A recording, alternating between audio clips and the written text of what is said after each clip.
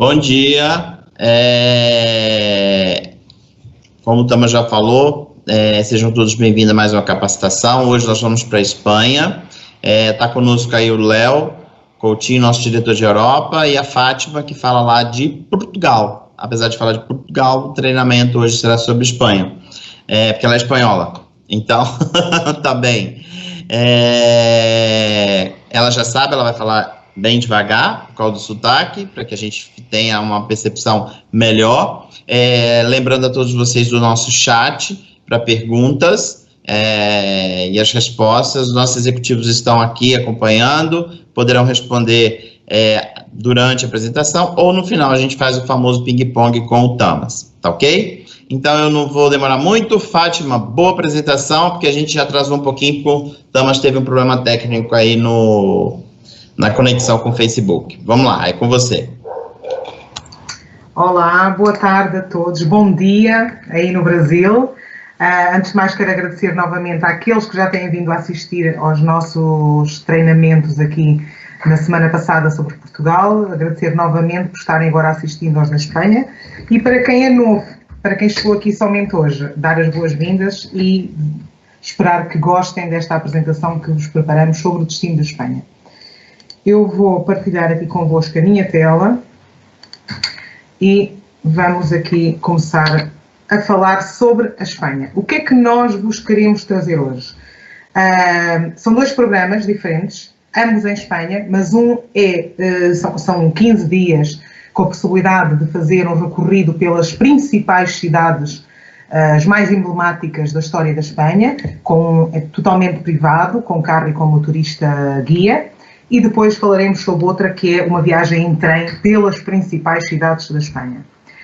Como sempre, o nosso objetivo é trazer-vos trazer programas que não se encontram nas brochuras normais dos operadores normais de circuitos que existem no mercado, mas sim trazer-vos os produtos diferenciados e sempre com a possibilidade de poderem ser alterados conforme o budget ou o perfil ou as expectativas do vosso passageiro.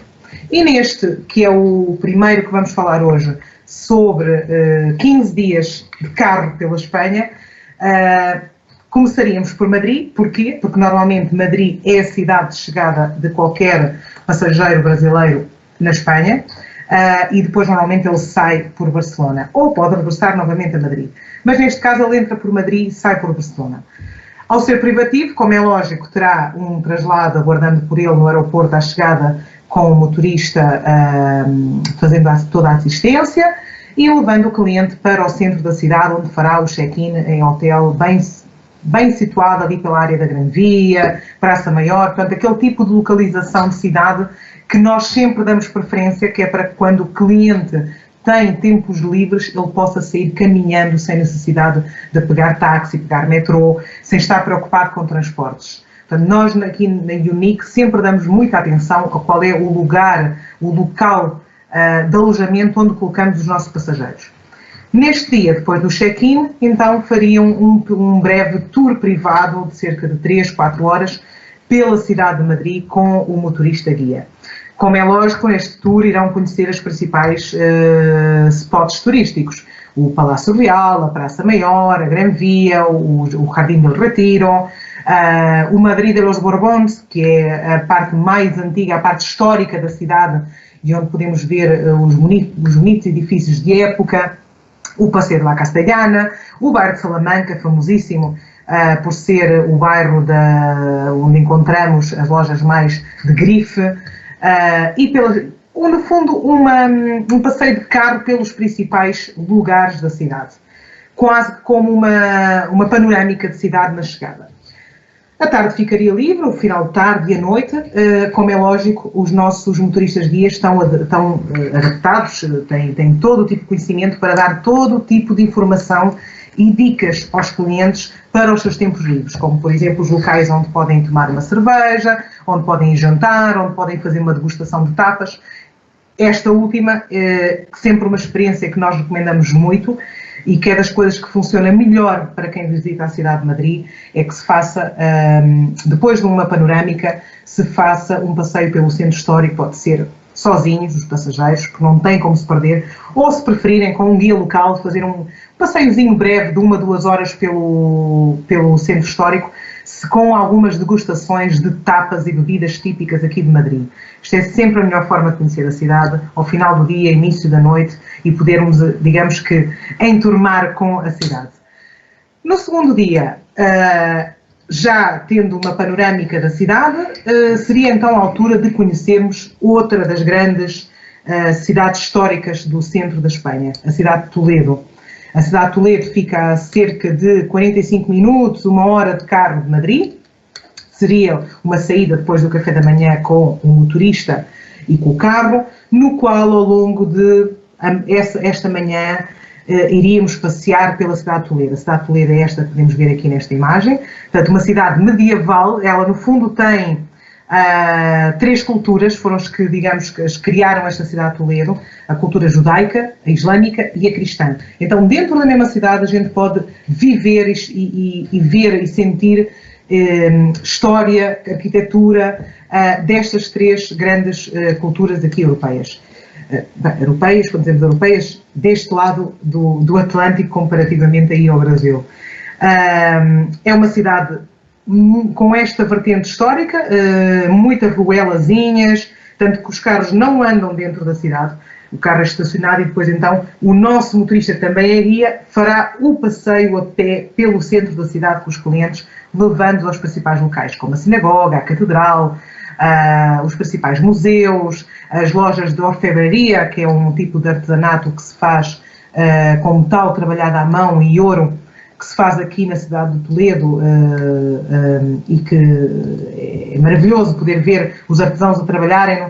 Portanto, o nosso motorista terá todo este cuidado. E no final deste passeio de meio-dia por Toledo, terminaríamos então com uma pequena paragem, mais ou menos aqui deste lado do rio, que é onde se encontra um dos melhores mirantes, como vocês chamam aí no Brasil, sobre a cidade, que é o Mirador do Parador de Toledo. O Parador é um hotel de 5 estrelas, que tem um restaurante e uma cafetaria, onde então no final de cada passeio nosso aqui em Toledo, fazemos questão de nos dirigir para tomar um café, tomar uma água e podermos estar sentados a vislumbrar esta maravilhosa paisagem sobre a cidade de Toledo. No terceiro dia, só um minutinho que eu vou passar isto, aqui o slide. No terceiro dia, e se repararem, nós só demos uma noite, portanto 2 noites em Madrid, mas somente um dia para visitar a cidade. Para quem já nos viu noutras apresentações de Portugal, eu volto a repetir, isto pode ser alterado. Portanto, podemos colocar noites extras em Madrid, caso o cliente pretenda, para que possa estar, então, visitar a cidade com mais calma e mais tempo livre e não de uma forma tão corrida. No terceiro dia, e continuando ainda a dormir em Madrid, o objetivo seria fazer um tour privado o dia inteiro à cidade de Segóvia e Ávila. Estas duas a uma distância de 1 hora e meia, entre 1 a 1 hora e meia de distância da capital, de Madrid. Para quem não conhece, Segóvia é esta maravilhosa imagem que aqui vemos com este lindíssimo aqueduto romano de cerca de 16 km. É também ela uma cidade com formação romana, mas também ela muito medieval no seu centrinho histórico, e onde se come um dos melhores cochinillos de toda a Espanha. Cochinillo é o famoso leitão, que aqui em Portugal vendemos como leitão da mielhada, aqui em Espanha come-se em Segóvia.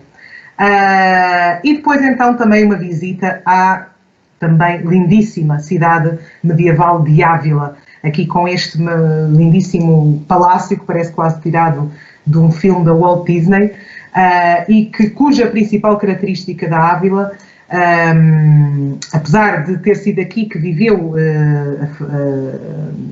a Santa Madre Teresa de Ávila, e que poderão visitar o convento onde ela viveu no interior da cidade, ela é muito famosa por ter a mais antiga e a mais longa e bem preservada muralha de cidade de toda a Espanha. É uma muralha do século XI, toda ela à volta da cidade, era, digamos que uma forma de defesa da cidade, né, durante a época das batalhas, na Idade Média, e de forma a defender o palácio, os conventos e as catedrais que se encontravam dentro da cidade.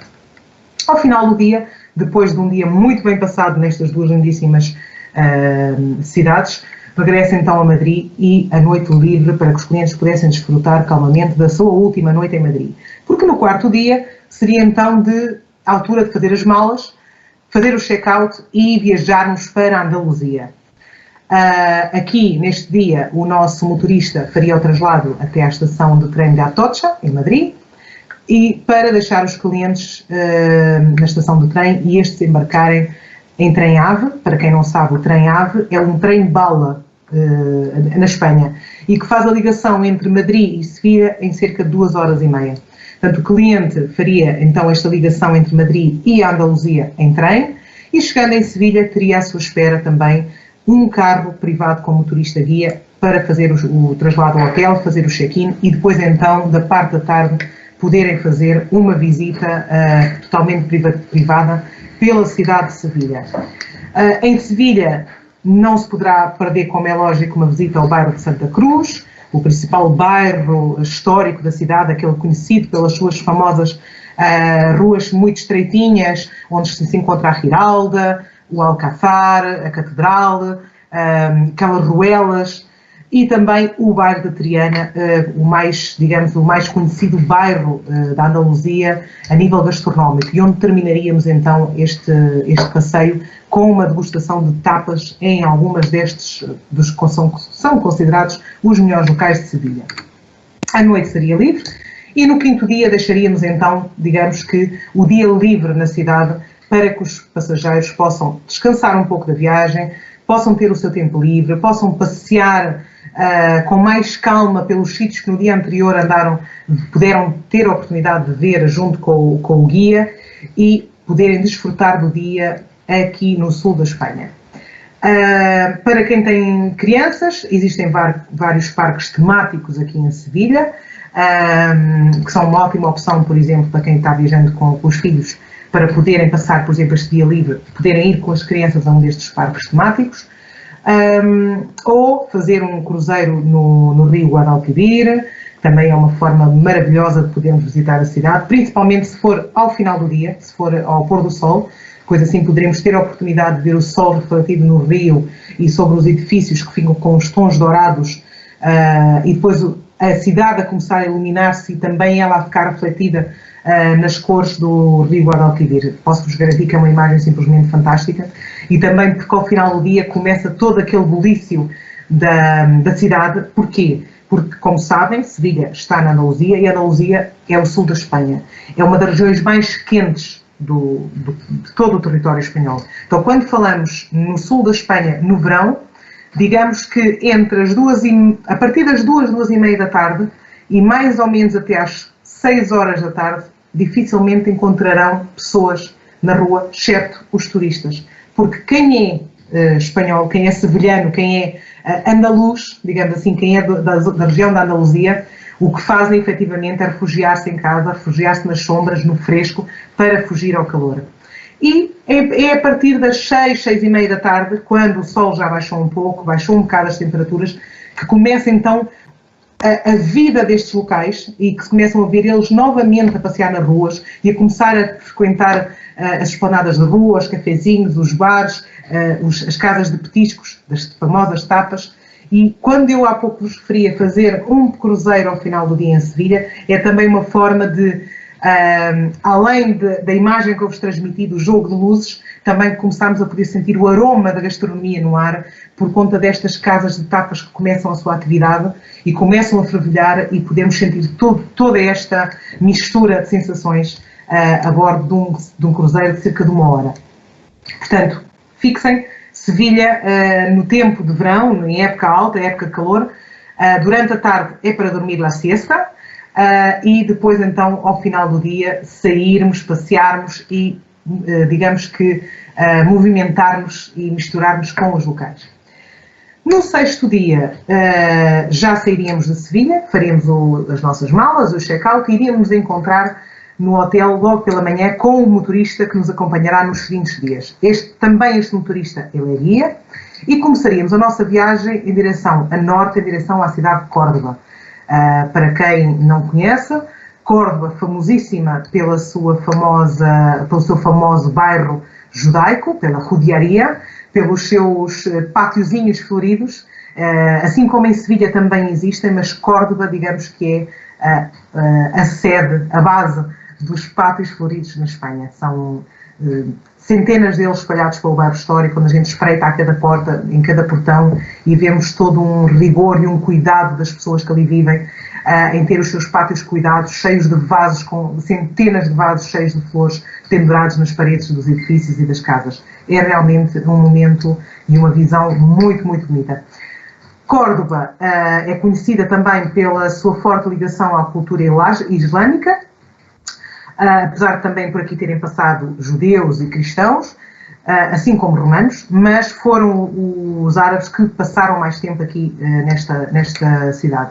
Por esse mesmo motivo, é mais fácil encontrarmos toda uma arquitetura e uma história ligada ao islamismo, e também onde encontramos a famosa Mesquita de Córdoba, famosa pelos seus arcos ogivais, que nos recordam um pouco uma cultura árabe e cristã, já que foi inicialmente uma mesquita árabe e depois então, na época cristã, os católicos construíram uma catedral por cima, no mesmo edifício. Então é toda uma mistura de dois tipos de arquitetura, de história da religião no mesmo local. É um dos edifícios mais marcantes de Córdoba.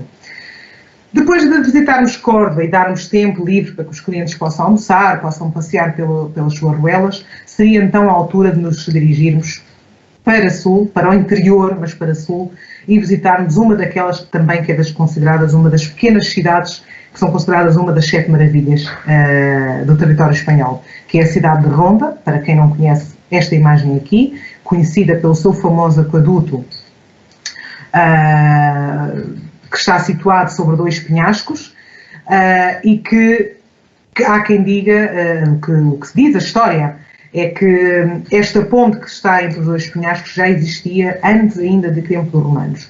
Como é lógico, toda a cidadezinha, né, toda a cidade histórica foi-se construindo e erguendo à volta destes 2 grandes penhascos, e é uma cidade magnífica para nos podermos... É uma cidade bem pequenininha, com 1h30, 2 horas de passeio a pé pelo seu centro histórico. Conseguimos perfeitamente visitar a cidade, ainda ter tempo para parar numa esplanada e tomar um café. E depois então da visita à Ronda, seguiríamos então com o nosso carro e com o nosso motorista em direção a Málaga. Málaga já situada em pleno mar Mediterrâneo, com um clima totalmente mediterrâneo. Portanto, quando falamos em clima mediterrâneo, falamos de toda uma área, uma extensão de cidades, de território, junto ao mar, que a média anual ronda aos 22 graus de temperatura, seja verão ou inverno, com águas mais quentes no inverno. Portanto, a cidade de Málaga, digamos que é a capital das regiões do sul que estão banhadas pelo mar Mediterrâneo, e aqui é onde iríamos dormir esta noite, tendo ainda a possibilidade de podermos passear pelo seu centrinho histórico, com o nosso guia que nos fará uma visita pela cidade. No 7º dia seria então a altura, depois de uma visita pelo centrinho, de seguirmos viagem e irmos visitar outra das grandes maravilhas, eu diria não só da Espanha, mas do mundo, que é a cidade de Granada. Esta bela imagem que aqui podemos ver, conhecida pelo famoso Palácio da Alhambra, este aqui vemos, e que, como podem ver por trás, podem ver as serras com neve. Portanto, isto é um tipo de imagem que qualquer passageiro poderá encontrar entre novembro e maio. É a cidade de Granada com a Serra Nevada coberta de neve por trás, e por detrás destas montanhas de neve é onde encontramos então a costa, as praias, a cidade de Málaga.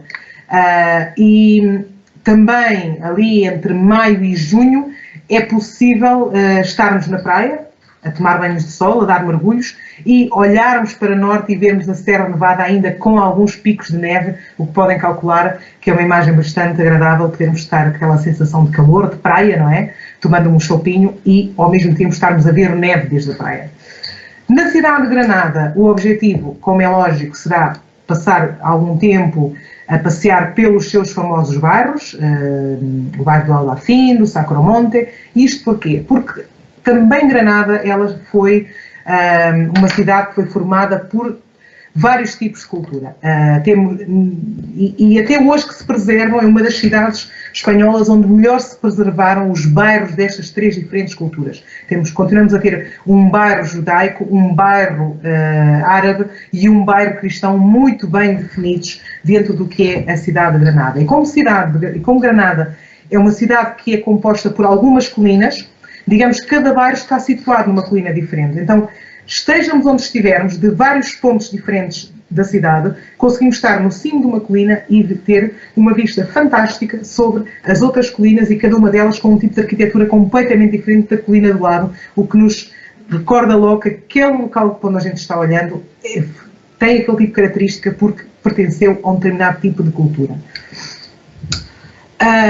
O ponto alto, digamos assim, além dos passeios pelas ruelas destes bairros históricos, é a visita ao Palácio da Alhambra e ao Generalife, que estão incluídos nesta viagem e que, para quem não sabe, não é aconselhável marcarmos, digamos que numa manhã ou na mesma tarde, uma visita a este complexo arquitetónico junto com outra atividade. Isto porquê? Porque só a visita da Alhambra e do Generalife demoram no mínimo 4 horas. É tudo feito a pé, com audioguias, e aqui o interessante é o cliente poder ir com tranquilidade, observando cada uma das salas do palácio, ouvindo a história, sem pressas. Então, neste caso, neste nosso programa, a manhã seria passada para visitar a Alhambra e o Generalife, e depois então a tarde seria passada, a tarde seria passada com tempo livre para poderem visitar então a cidade e os seus bairros históricos. Algo que eu também gosto sempre de aconselhar aos nossos clientes é que em Granada experimentem os famosos banhos árabes. Os banhos árabes são alguns edifícios que existem espalhados na cidade, onde é possível termos a experiência de um verdadeiro banho árabe, aquele banho em que vamos transitando em várias piscinas com vários tipos de temperatura diferentes. São edifícios antigos dos bairros históricos, a maioria deles com grandes características ainda árabes no seu interior, e que foram alterados para poderem ter várias piscinas, várias salas de massagem e que na sua maioria estão abertos até à meia-noite.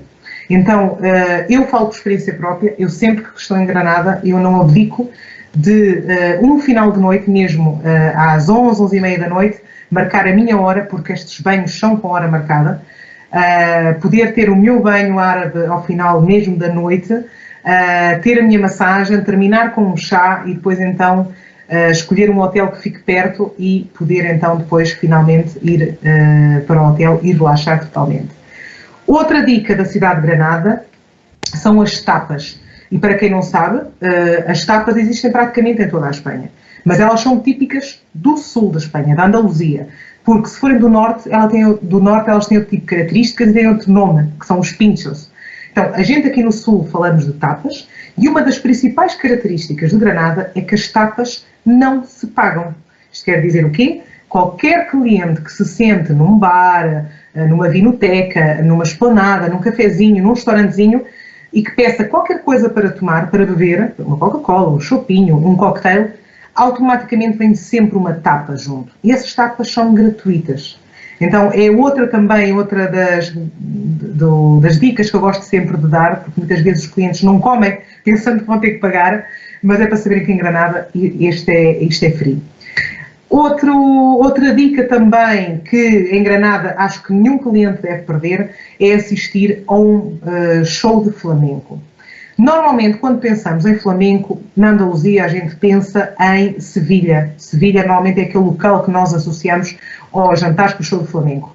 Eles existem sim em Sevilha e são típicos de Sevilha, mas em Granada existe um género um pouquinho diferente de flamenco, que ele é feito, são espetáculos que ocorrem dentro de umas grutas, digamos assim, grutas estas que são em Espanha são chamadas cuevas, é como se fossem umas grutas cavadas na serra, na pedra das serras que estão à volta destes bairros da cidade e nas quais foram colocados estes restaurantezinhos, por regra são restaurantes pequenos, que não levam mais do que 20 pessoas, e onde podemos jantar e podemos desfrutar de um espetáculo de flamenco num ambiente totalmente diferente. Podem imaginar o que é um ambiente dentro de uma gruta, é muito mais, um ambiente mais rústico, mais familiar, e também o tipo de flamenco é um pouquinho diferente daquele que vivemos e que podemos assistir em Sevilha. Em Sevilha é um flamenco mais turístico, mais alegre, enquanto que este flamenco de Granada ele é dançado e é preservado até os dias de hoje por famílias ciganas que vivem em Granada e que são famílias de renome no mundo artístico do flamenco aqui em Granada, e que até hoje mantém esta tradição. Portanto, é algo que eu também não gosto sempre de relembrar, que é algo que não devem perder em Granada: os banhos árabes e um show de flamenco nas famosas Cuevas da Granada. No 9º dia seria então a altura de fazermos o check-out de Granada e sairmos com o nosso motorista guia em direção a oeste, já em direção a norte, porque o nosso objetivo é chegar a Barcelona. Mas como esta viagem é longa, iremos fazer 2 paragens fulcrais pelo meio, digamos que são pontos de descanso e ao mesmo tempo de cidades lindíssimas que têm que ser visitadas, que é o caso de Cartagena, que é esta imagem que aqui podemos ver, lindíssima, de uma cidade rodeada de montanhas, mas com um porto situado junto do Mediterrâneo, e que é uma cidade riquíssima em história antiga e história ligada às tradições marítimas.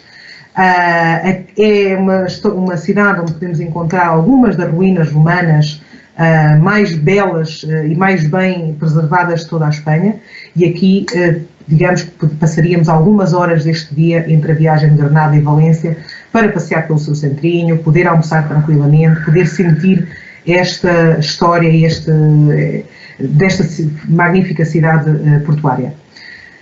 Ao final do dia chegaríamos a Valência, Valência, a cidade que toda a gente conhece, mais não seja pelo seu famoso aquário e aquelas imagens futuristas, e no 10º dia então seria o dia de sairmos para conhecer a cidade, parte de carro, parte a pé, com um guia local mesmo da cidade. Valência, como eu já referi, é a cidade das artes e das ciências. Aqui podemos verificar a famosa arquitetura futurista do famoso arquiteto Santiago Calatrava, com o seu maior aquário da Europa, o Cinema IMAX, que é o edifício que se encontra no edifício hemisférico, mas pronto, que são tudo edifícios que vocês já estão habituados a ver em algumas imagens e que fazem parte de qualquer visita à cidade. Além dessa parte mais nova da cidade, digamos assim, também iríamos passar algum tempo, mas agora sim com um passeio a pé, pelo que é o centro histórico da cidade de Valência, com o seu famoso mercado, a Lonja de la Seda e o centrinho histórico. Em Valência, gostamos sempre de referir que não devem nunca perder a oportunidade de sentarem numa esplanada junto ao mar e provar a famosa água de Valência. A água de Valência, apesar de se chamar água, não é água, é uma bebida típica de Valência, feita com laranjas e uma bebida com álcool típica aqui desta região. E também não devem deixar de provar a famosa paella de Valência. No 11º dia seria então a altura de sairmos de Valência e chegarmos então ao destino final desta viagem, que é a cidade de Barcelona. São cerca de 3 horas e meia, 4 horas de carro entre Valência e Barcelona, e chegando então na cidade de Barcelona faríamos o nosso check-in, deixaríamos as malas, poderíamos descansar um pouquinho ainda no hotel e depois então, a partir de mais ou menos das 4, 5 da tarde, encontrar-se-ia com os passageiros, um guia local da cidade com eles no hotel, para fazerem então a primeira, digamos que, abordagem ao centro histórico da cidade num passeio a pé. E depois, então, ao final do dia, regressarem ao hotel e descansarem. No 12º dia, será o dia passado em Barcelona, para conhecermos as várias vertentes da cidade. Será um tour de full day, com o carro e com o motorista guia, no qual pela manhã iríamos aproveitar para conhecer os principais pontos turísticos da cidade, como é o caso do Porto Olímpico, a Vila Olímpica, a Casa Batlló, a Casa Milà, portanto aqueles edifícios mais conhecidos do famoso Gaudí.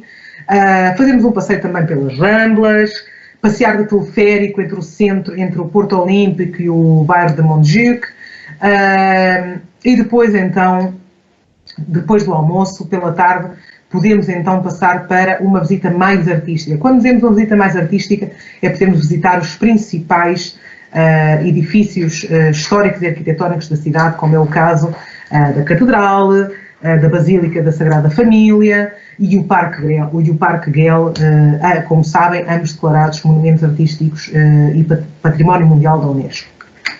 No 13º dia, já depois de termos uma ideia bastante clara do que é a cidade de Barcelona, a capital da Catalunha, seria então a altura de, quanto a mim, e isto é uma opinião pessoal, conhecer uma das regiões mais bonitas de toda a Espanha e que até hoje tem estado muito, digamos que, pouco promocionada no exterior e que a maioria dos brasileiros desconhece.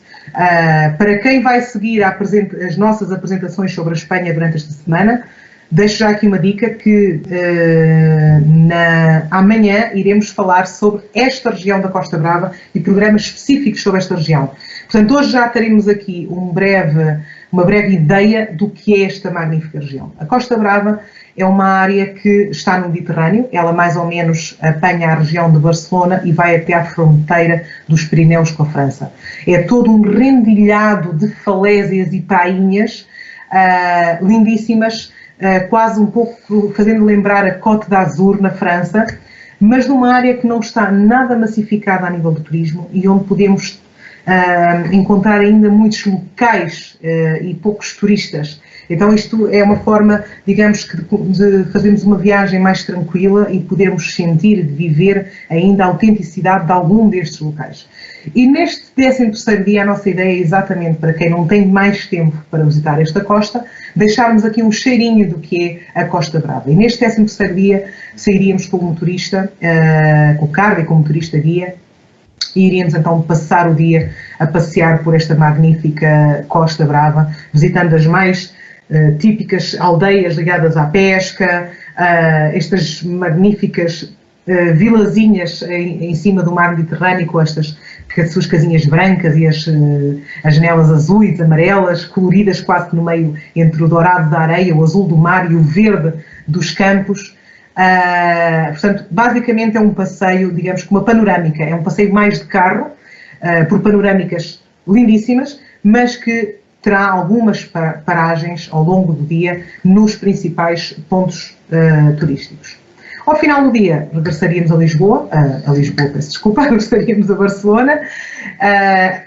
Para que conste, não é longe, a Costa Brava fica a uma média de 1h30, 2 horas de carro da cidade de Barcelona, então é uma viagem que se faz muito descansadamente e por isso mesmo ao final do dia é tranquilo regressar a Barcelona. No 14º dia e já no penúltimo dia desta viagem, só nos ficava a faltar visitar Montserrat, a famosa Catedral de Montserrat, e a cidadezinha de Sitges e as Bodegas Torres. Portanto, este será um dia passado também com o carro e com o motorista guia, no qual iremos visitar a Catedral de Montserrat, ela aqui no cimo de uma montanha a cerca de 50 minutos da cidade de Barcelona, de onde podemos ver a famosa imagem da Virgem Negra, e depois então seguiríamos para o vilarejo de Sitges, que é considerado uma das mais belas aldeias da costa da Catalunha, que é uma aldeia de pescadores, e muito conhecida por conta também do seu microclima, porque aqui nesta cidadezinha, seja verão ou seja inverno, raramente chove e está um clima que ronda os 22, 24 graus, e é uma forma maravilhosa de a gente fazer uma paragem ao final da manhã, dar um passeio, poder comer numa destes cafezinhos, destes restaurantes junto ao mar, e depois então pela tarde irmos até às famosas Bodegas Torres, onde se encontra a Casa Bacardi, e o famoso Rum Bacardi, de onde poderemos fazer uma visita às suas adegas e uma degustação do famoso rum. No 15º dia seria então a altura de fazermos o check-out e o nosso motorista levar os passageiros até ao aeroporto e despedir-se deles, fazendo assim, finalizando assim os serviços da Unique. À semelhança do que já falamos aqui na semana passada dos roteiros em Portugal, Este programa é somente uma ideia do que é possível fazer-se durante 15 dias na Espanha. Estes hotéis que colocamos aqui são sugestões. O carro com motorista com o guia, alguns guias locais, os tickets de trem onde são necessários, os ingressos para as visitas que são obrigatórias, as degustações, as refeições, tudo isto está incluído. Mas tudo isto, volto a repetir, é possível de ser alterado. E para terminarmos aqui a apresentação de hoje, quis-vos trazer também outra opção de viagem, esta um pouco mais low cost, que é uma viagem pela Espanha, passando também pelas principais cidades, digamos assim, mas em trem. Portanto, no fundo, aquele programa que nós tivemos vindo agora de Espanha, de norte a sul, com carro e motorista, este é praticamente o mesmo, mas ele é feito de trem. A diferença é que ele não vai parar naquelas cidadezinhas, naqueles vilarejos pelo meio, porque essas distâncias entre grandes cidades estão sempre feitas em trem-bala. E aqui o que a gente sugere é, num primeiro dia, uma chegada por Barcelona, com um traslado privado para o hotel e o resto do dia livre para que os clientes possam desfrutar da cidade. Isto porquê? Porque como esta já é uma viagem que a ideia é ser mais low cost, nós evitamos estar a incluir muitos serviços, que é para não ficar com um preço demasiado elevado. Então incluímos, digamos que só aquilo que é necessário para que o cliente possa estar em cada uma das cidades e poder ter uma experiência, um tour e poder usufruir dessa sua passagem pelas cidades. E aqui em Barcelona é exatamente isso, um traslado privado para o hotel. No segundo dia, um tour meio-dia em regular pelas principais obras de Gaudí, passando pela Sagrada Família, pela Casa Batlló, pelo Parque Güell e pelo Centro Histórico.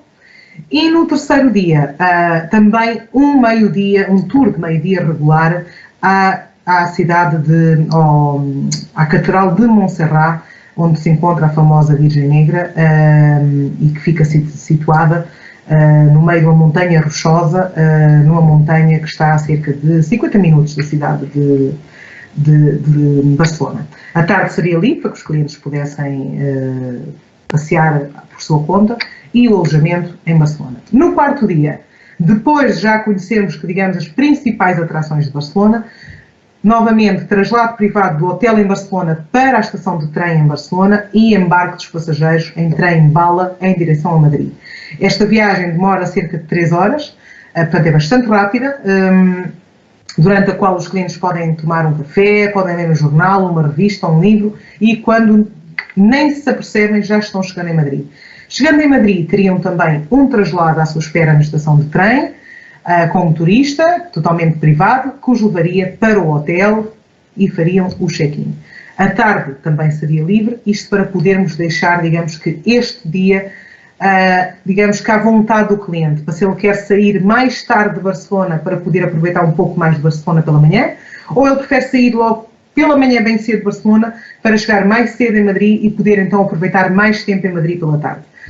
Por conta disso é que a gente não inclui nenhum serviço aqui no quarto dia.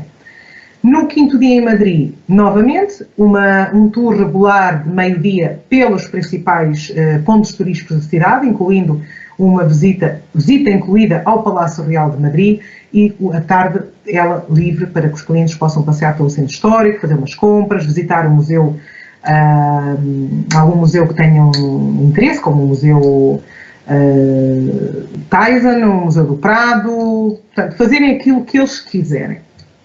Novamente, volto a lembrar, estando em Madrid, devem sempre sugerir aos vossos clientes que façam um tourzinho de tapas pelo centro histórico, que é a melhor forma ao final do dia de vermos como é que os madrilenhos, as pessoas que vivem em Madrid, os locais, é quando eles saem mais à rua depois de já terem saído do trabalho e que os podemos ver, digamos que no seu ambiente natural e normal de tapeo, como lhe chamamos. Tapeo é a arte, digamos assim, de sair para a rua e escolher os melhores locais onde se pode fazer degustação de tapas e estarmos com os nossos amigos a degustar tapas e a beber qualquer coisa. Portanto, ao final do dia, início da noite, é sempre a melhor forma de se conhecer e sentir a cidade. No sexto dia, continuamos em Madrid, mas hoje incluímos um tour de meio-dia também, em regular à cidade de Toledo, que, como já falamos lá atrás, a cidade das três culturas, e onde o cliente terá a possibilidade, durante cerca de 3 horas, poder passear pelo centro da cidade, regressando a Madrid ao final da manhã. No 7º dia, está na altura de irmos para o sul da Espanha, para a Andaluzia, e neste caso para a cidade de Sevilha, que é a capital da Andaluzia. Novamente, traslado privado da estação de trem de Madrid para a estação de...